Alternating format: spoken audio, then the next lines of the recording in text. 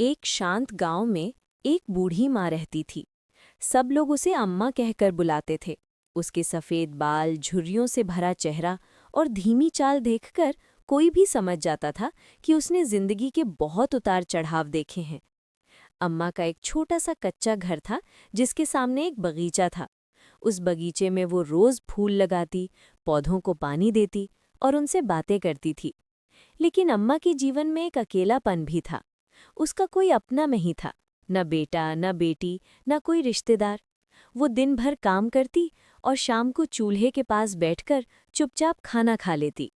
एक दिन जब अम्मा अपने बगीचे में पानी दे रही थी, तभी उसे झाड़ियों के पास कुछ हलचल महसूस हुई। उसने ध्यान से देखा तो एक छोटा सा सफ़ेद खरगोश वहां बैठा था। उसकी आंखें बड़ी-बड़ी और डर से भरी हुई थीं। अम्मा धीरे-धीरे उसके पास गई और बोली, डर मत, मैं तुझे कुछ नहीं कहूंगी। खरगोश थोड़ी देर तक उसे देखता रहा, फिर धीरे से उसके पास आ गया। अम्मा मुस्कुराई और बोली, अब से तू मेरे साथ रहेगा, मैं तुझे चिंटू बुलाऊंगी। उस दिन के बाद से चिंटू और अम्मा की जिंदगी बदल गई। अम्मा अब अकेली नहीं थी। वो चिंटू से बातें करती, उसे गाजर खिलाती और उसके साथ खेलती। चिंटू भी हर जगह अम्मा के पीछे पीछे घूमता। सुबह जब अम्मा उठती तो चिंटू पहले से ही उसके पास बैठा होता। वो जैसे ही बगीचे में जाती, चिंटू इधर उधर दौड़ने लगता। कभी फूलों के बीच छुप जाता तो कभी मिट्टी में कूदने लगता।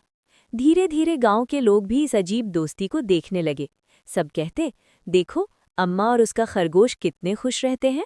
एक दिन गांव में तेज बारिश हुई। आसमान में काले बादल छा गए और बिजली कड़कने लगी। अम्मा अपने घर में बैठी थीं, लेकिन चिंटू कहीं दिखाई नहीं दे रहा था। अम्मा घबरा गई।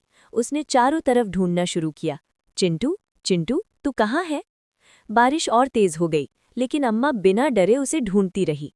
आखिरकार उसे बगीचे के एक कोने में चिंटू मिला। वो एक गड्ढे में फंस गया था और बाहर नहीं निकल पा रहा था। अम्मा तुरंत वहां पहुंची। उसने अपने हाथों से मिट्टी हटाई और चिंटू को बाहर निकाला। चिंटू पूरी तरह भीग चुका था और कांप रहा था। अम्मा उसे अपने आंचल में लपेटकर घर ले आई। उसने उसे सूखा किया, उसे गरम रखा और उसके पास बैठकर पूरी रात जागती रही। अगले दिन चिंटू धीरे धीरे ठीक हो गया। वो फिर से उछलने कूदने लगा। अम्मा की आंखों में खुशी के आंसू आ गए। उस दिन के बाद चिंटू कभी अम्मा से दूर नहीं गया। समय बीतता गया, साल बदलते गए। अम्मा और भी बूढ़ी हो गई। अब उसकी चाल और धीमी हो गई थी, लेकिन चिंटू हमेशा उसके साथ रहता था। एक दिन अम्मा बहुत थक गई थी। वो बगीचे में बैठी थी और आसमान को देख रही थी। चिंटू उसके पास आकर चुपचाप बैठ गया। अम्मा ने धीरे से उसके सिर पर हाथ फेरा और बोली, चिंटू, तू मेरे जीवन की सबसे बड़ी खुशी है। अगर तू ना होता तो मैं शायद इतनी खुश ना होती। चिंटू जैसे उसकी बात समझ रहा था। वो अम्मा के और करीब आ गया। उस शाम अम्मा अपने बिस्तर पर लेट गईं। चिंटू उसके पास ही बैठा रहा। धीरे धीरे अम्मा की आंखें बंद हो गईं। अगली सुबह गांव वालों ने देखा कि अम्मा शांतिपूर्वक सोई हुई थी। उसके चेहरे पर एक हल्की मुस्कान थी। चिंटू अभी भी उसके पास बैठा था, जैसे उसकी रखवाली कर रहा हो। गांव वालों ने अम्मा को बहुत प्यार से विदा किया। चिंटू कई दिनों तक वहीं बैठा रहा।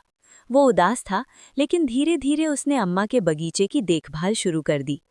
अब भी जब गांव के लोग उस बगीचे से गुजरते हैं तो उन्हें एक सफ़ेद खरगोश फूलों के बीच खेलता हुआ दिखता है, और ऐसा लगता है जैसे अम्मा की यादें अभी भी वहां जिंदा हैं। ये कहानी हमें सिखाती है कि सच्चा साथ और प्यार किसी भी अकेलेपन को दूर कर सकता है, चाहे वो इंसान हो या एक छोटा सा खरगोश। और ऐसी ही और प्यारी कहानियां सुनने के लिए हमारे चैनल को सब्सक्राइब करना मत भूलना।